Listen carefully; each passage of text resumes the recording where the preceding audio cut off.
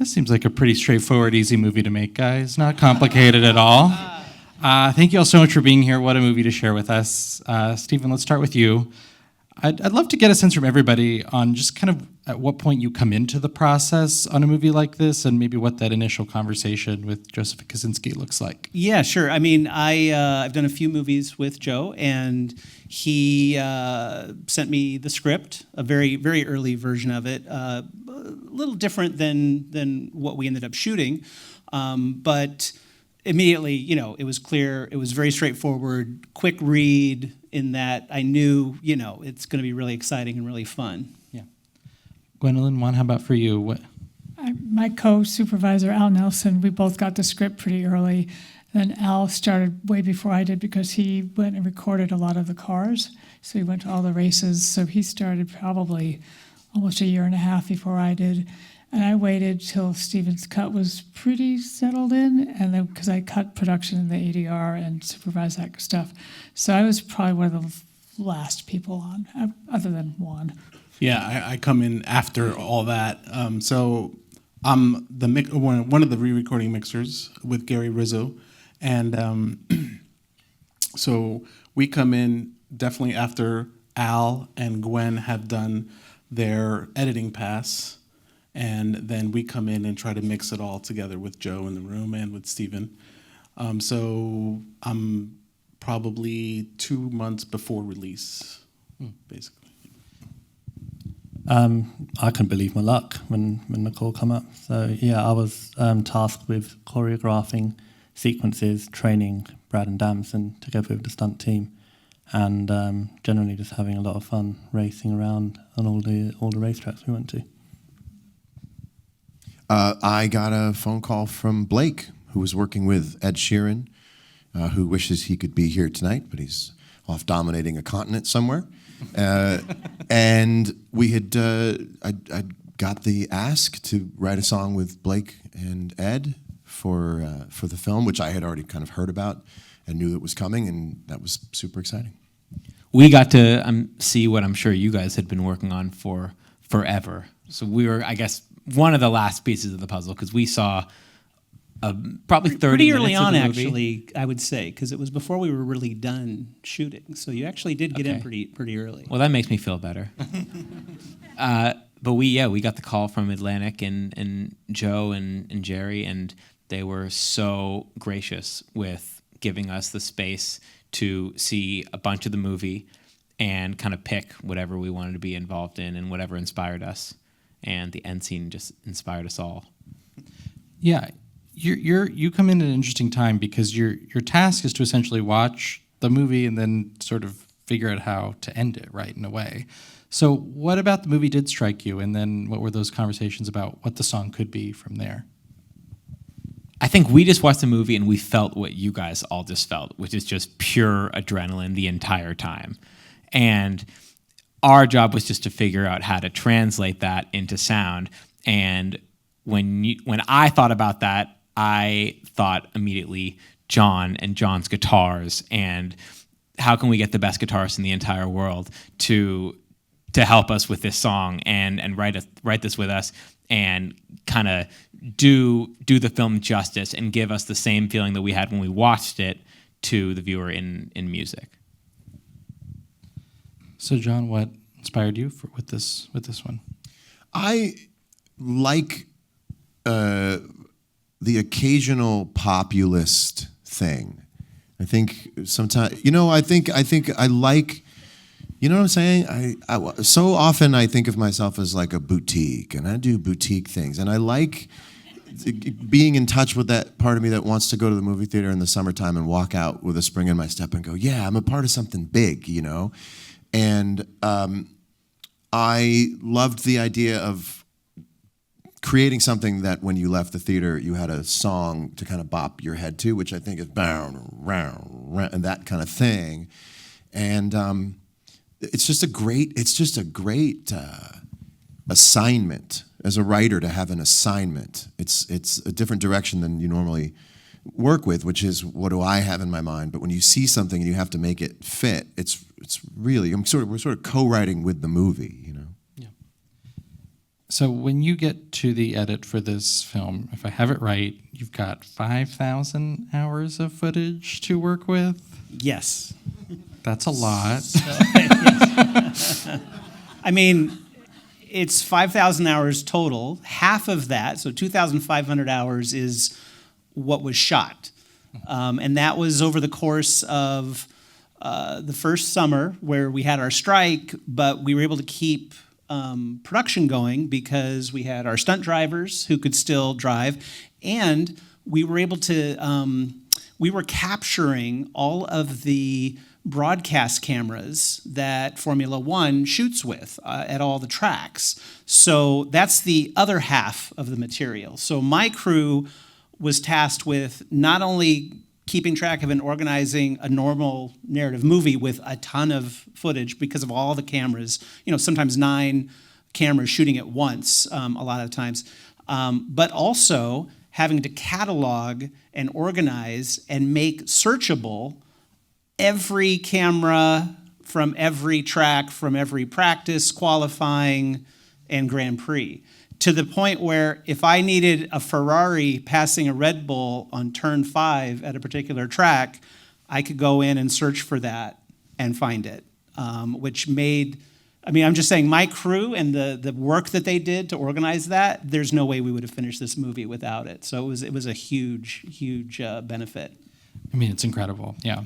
Can you outline exactly what all those beats in the shooting look like? Because obviously we're shooting at real Grand Prix. You have these more intimate character moments. There's a lot of different beats. So No, and you say beats. A lot of times that's how everything was organized, because we started with storyboards that were based off the script that was already very, very detailed, and like Luch would work ahead of time, I think, right, with Joe in terms of figuring out storyboards and where certain moments would happen on specific tracks.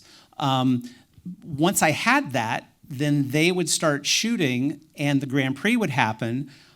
I would watch the Grand Prix, watching for any moments that we might be able to either incorporate into the race that we planned and that was scripted, or if something really amazing happened, like what happened in Hungary with there was a crash, right, at turn 1. I took that, put something together to show Joe, and then we adjusted how we were shooting the rest of that scene so that we could incorporate that accident into our story. So, I guess the point being that, in a normal movie, I might be involved a little bit in terms of planning ahead and being involved while they're shooting, but on this, it was a complete necessity, especially with all the racing segments, because they had such a limited time on the track to actually, get what we needed. It had to be pinpoint accurate, and we were able to do that by pre-cutting and with storyboards, with broadcast footage, with anything we could to make sure that we were telling the story so that they were grabbing the pieces they needed. And we did that all the way through, back and forth, yeah. Luciano, can you sort of outline what the beginning stages of your work looked like on this film?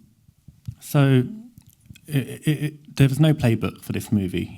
Normally you go into a film and you're just following up from everyone's previous experience. But with this movie, there'd never been cast driving racing cars regularly around the racing track with no help. Even when it's been done before, there's normally someone in the passenger seat, or there's a pod car where it's driven from the roof. But in this, they had to learn how to drive the cars safely and efficiently. But then once they learned to drive the cars, they had to do it in a way that they weren't even thinking about the driving. They were thinking about acting and their lines and the choreography that we would design.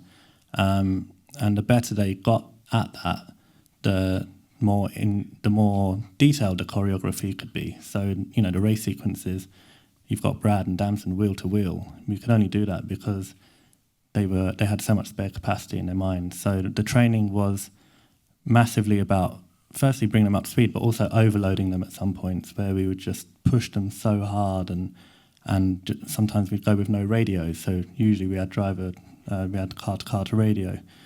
Sometimes we just not speak. I'd say to Brad, I'm behind you, look for me, and when I try and come past you, there's no rules. You can push me off if you want, and he did. He got a kick out of that. So all that preparation meant that when we got to Las Vegas, for example, where we only had 10 minutes to get Brad's coverage, at night, freezing cold, like 2 a.m., it meant that he was so prepared and able to do it. And Las Vegas is the track where I think one of the 2 tracks where he hits top speed of 180 miles an hour. So he was able to do it all in pretty brutal conditions. It was really cold out there at night, and that all came from the prep. Were there other moments where you really felt that time crunch, because you are, to what Steven was saying, really just getting things as quickly as you can? Pretty much every time at a Formula One weekend, there was a lot of pressure on time, and Formula One is really strict. I don't know if many people follow it, but they don't mess around. There's, if they say 10 minutes, they really mean 9 minutes 59. Like they're pretty intense. So whenever everyone had to adjust to that, from the AD team to every department, sound, camera. There was no such thing as another 5 minutes or another 1 minute. It had to be ready. And so we all felt that pressure. And it wasn't just with the driving, the grid scenes, the national anthem, all of those scenes, they were all under really tight time pressures. Gwen, when you came into this, what was your level of familiarity with Formula One, and how did that kind of inform the way you talked about it? I tried to cram Drive to Survive, but I knew nothing, absolutely nothing. I'm still, he's the expert over here.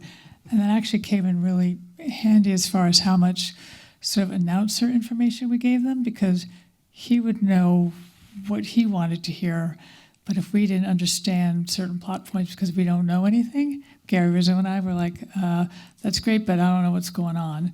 And Juan would say, okay, well, why don't you try this here? And then we'd run it by Stephen and Joe, and we sort of had a version where it was wall-to-wall announcer, just for the know-nothings. And Joe said, well, it's not the Croft and Brundle show. It's about everybody else. So we paired it back, and I think there was a version where it was paired back, and then we kind of came, it was, like Mama Bear. Everything was, just right. Yeah, I've been watching Formula One since the 90s, so for me, this was not a job. It was more like fun for me. And Al, who's our one of our supervising sound editors who handled all the recordings of the cars and stuff, when I was pre-mixing all the vehicle sounds, he would come in the room and he's like, oh, I can't believe you're still mixing this scene. Like, how? It's like, you're going to be so tired of this movie. I'm like, no, I'm not. I loved every minute of it. It was so much fun. And it exceeded my expectation. When Joe said we were making an F1 movie, I was like, oh man, I hope it's good. I hope it's good, because I'm a huge fan. And it was fantastic. So, what are some of the intricacies of the sound design that you could pinpoint as someone who is familiar with Formula One? Well, Joe was super specific about every race had to be different. And I usually mix sound effects, and my partner, Gary Rizzo, he mixes dialogue and music. So together, we sit at the console, and we work with Joe and Steven are sitting behind us, and they're directing us and asking us to do certain things, and we're mixing the movie together. And the very first race, Joe's like, okay, Juan, this one is all you, no music, just sound effects. And that was pretty scary. I rely on music, as much as any other effects mixer does. But it was super fun. So we have Silverstone as our first race, has no music. And then Hungary is more like a music video. And then Vegas is kind of underwater, and it's more inside Sonny's head, And then Abu Dhabi, we go all out, and we do everything. So that was one of our biggest challenges, is to make every race different, make every race unique, make them just so that you're not just hearing the same thing over and over again. These cars, even though they're fast and they're amazing, they don't sound very interesting after 2 hours. So, so variety, basically. And do I have it right that the film was using mostly F2 cars? Well, the cars that Brad and Damson drive are F2 cars that have a body style of a real F1 or the current F1 cars.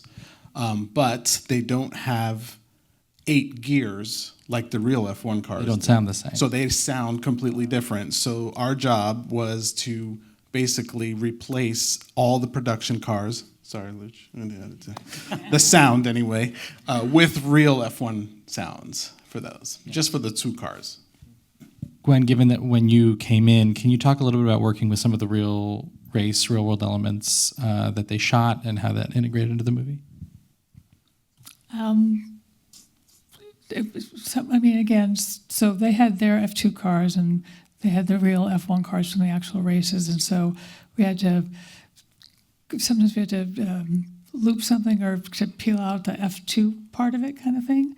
One thing that was really great that they got from production were the crowds, because they had stands of thousands of people, which, I love Loop Group, but you just can't create that sound without, having thousands of people in the stand. So we would use those production crowds and then sweeten sort of the stuff that was needed from Loop Group and that kind of thing. All the headset stuffs, Gareth had the main one here, but then he had 2 other little mics on the side in case the plosive part was too much. But we actually loved the plosive part because it sounded real. It was a little bit messy, a little bit dirty. It kind of kept the energy up, and every now and then we'd actually add a just like that. So it was really great that we could use as much of that production. One thing that was really kind of, I don't know if you want to tell the story about when he went and did the Silverstone playback. But so they did a cut of the Silverstone race, and Al went down to go when they played it for Sir Lewis. They played it, and he says, "Okay, that's wrong, that's wrong, that's wrong." He said, I know. No, wait. Not No. just that's wrong. It's like, why am I hearing turn 1 when they're going around turn 15? Or I know going I on was here? supposed to be in third. I know I'm in third gear. You got that right. But I can hear the pit wall. Yes. You're like, I was like, oh, okay. And then Joe said, okay, Al, you got to go to Abu Dhabi. We got to get this stuff recorded. But also from that, Sir Lewis really helped with the recording, because you're not allowed to touch the real cars. You're not allowed to put mics on them because it adds weight. But Sir Lewis was able to. He knew what we needed. He knew that we needed the red light start clean without all the other cars revving and stuff. So there was a qualifying race, and or a practice race, and he waited till all the other cars went, and he did a big rev. The crowd cheered, yay, you get to keep the crowd. And then he did to peel off of just that one car, and he did leaving the pit stops. He did a lot of specific things that he knew we were missing. So that spotting session was so useful.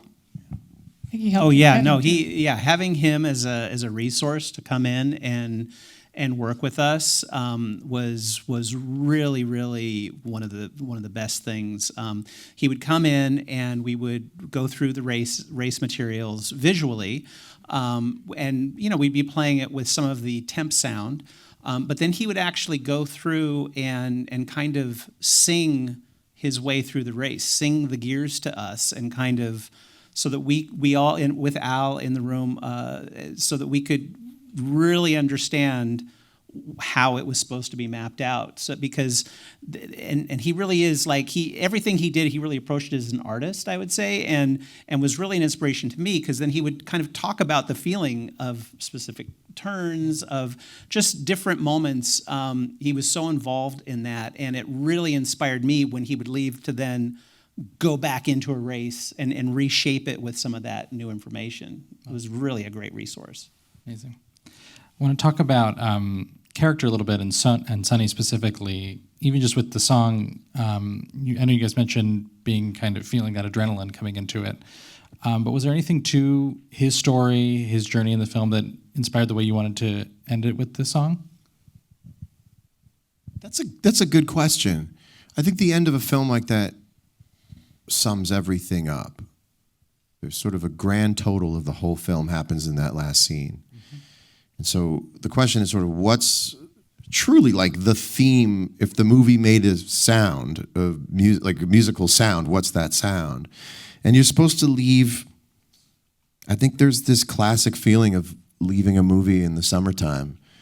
It doesn't have to be literal to racing, but it always has this sort of triumph of the spirit moment that I think is, again, like, I don't know that I would normally have that impetus to write a song like that, but to have the external impulse when you see to go, yeah. And by the way, we saw clips of it and left feeling psyched like anyone would leaving the theater, except we got to go then flip to the other side of the looking glass and make something that we thought if we hadn't been a part of this, would want to walk out like skipping out of the theater the way we did through our lives, leaving the theater in the summertime going, God, that's so exciting. That's so cool. And what had happened was we got in the studio and Ed wanted kind of a rock riff. And he just kind of went down, down, bow, bow, and it was just bow, bow, bow, bow, bow. And I picked up the guitar and really it was the first thing. Down, down, down, down, down, down, down, down.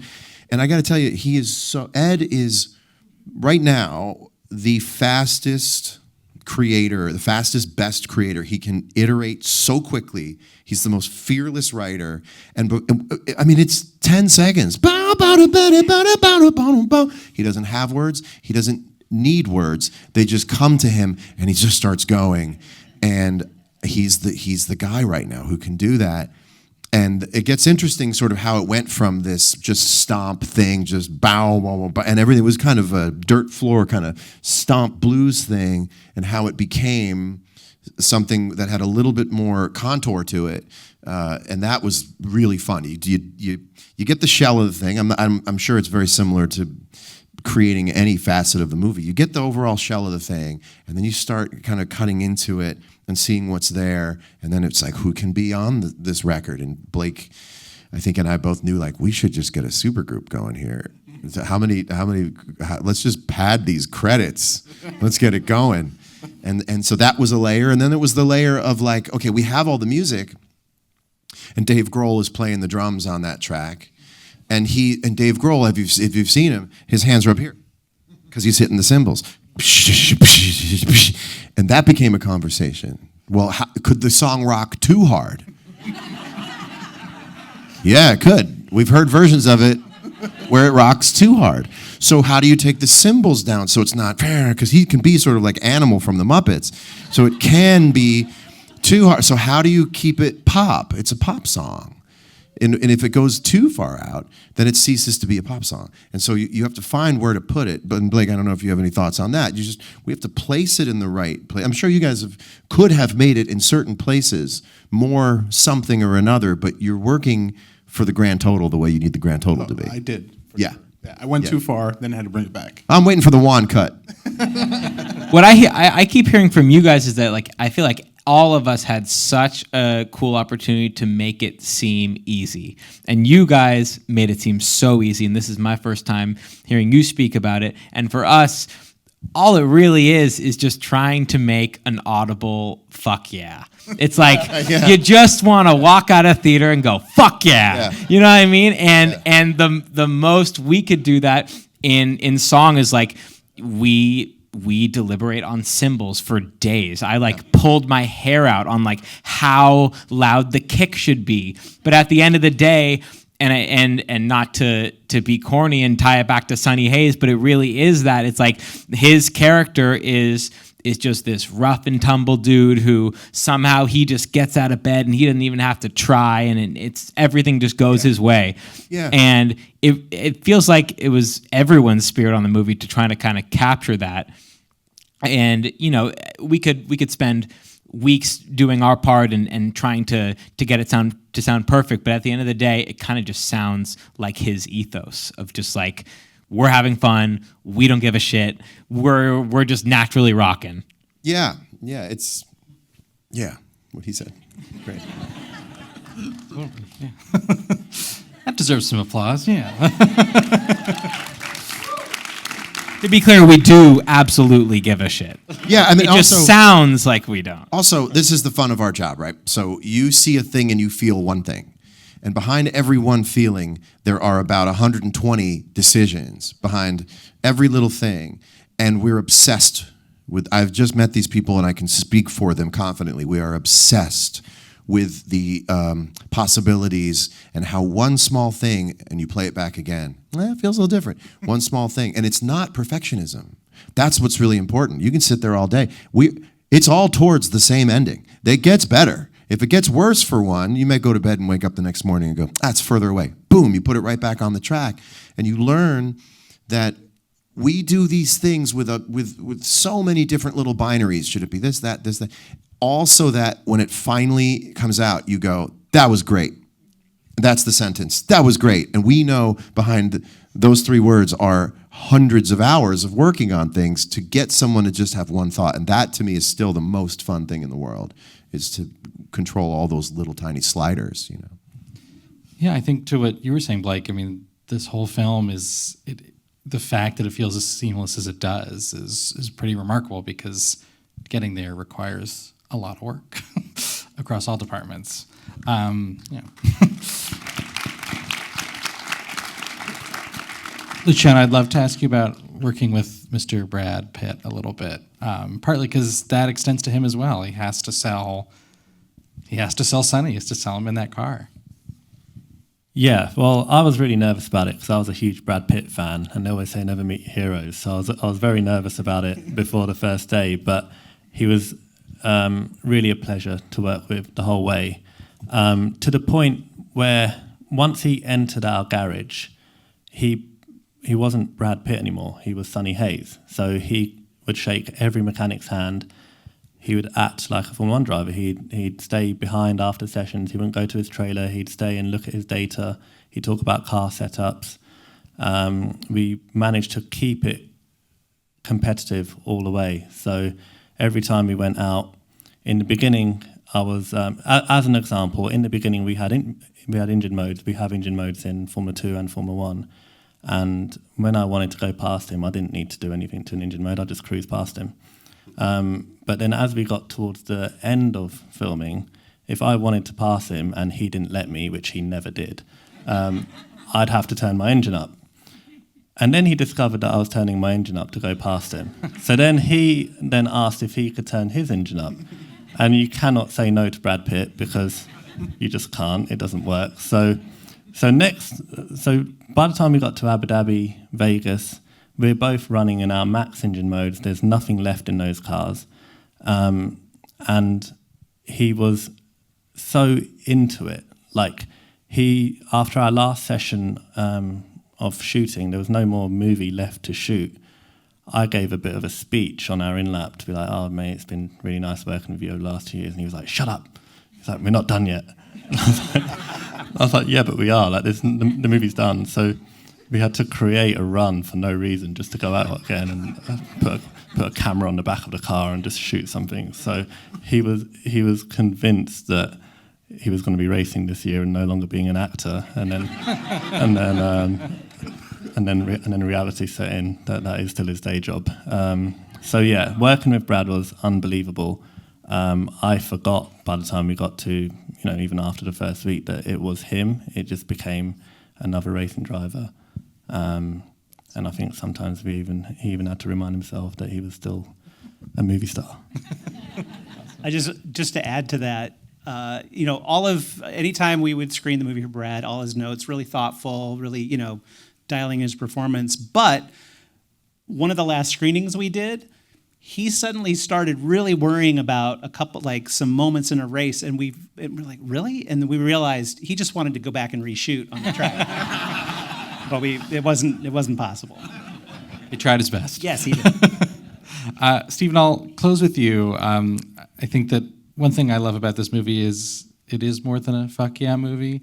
It has a great character story to it, and I know that given the amount of footage you had there, that there's a lot to find in there along those lines. So, talk a little bit about just honing the story and actually kind of. I think the thing that I always had to keep in mind is, in order to not be overwhelmed by the amount of choices I had and all the material that I had to choose from, was I still had to make room and make sure that the story I was telling was the small, human, intimate, emotional story ultimately, because that was the thing that was the center and the heart and the soul that kind of held everything else together.